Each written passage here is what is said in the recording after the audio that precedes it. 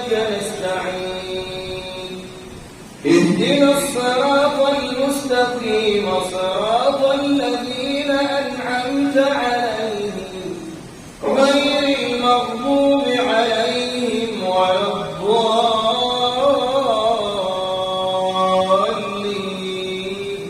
بسم الله الرحمن الرحيم واعبدوا الله ولا تشركوا به شيئا وبالوالدين إحسانا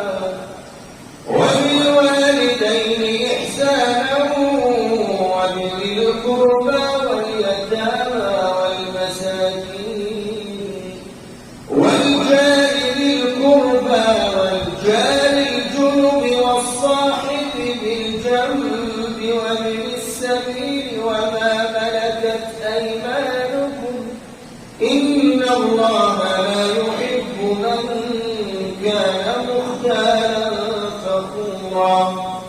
الذين يبخلون ويأمرون الناس بالبخل ويكتمون ما آتاهم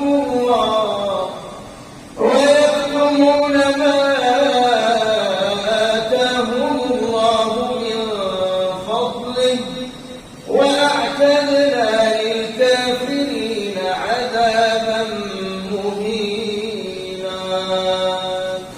بسم الله الرحمن الرحيم فهل عسيتم إن توليتم أن تفسدوا في الأرض وتقطعوا أرحامكم أولئك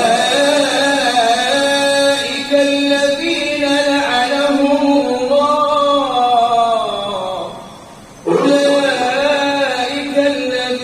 لعنهم الله فأصمهم وأعمى أبصارهم أفلا يتدبرون القرآن أم على قلوب أقفالها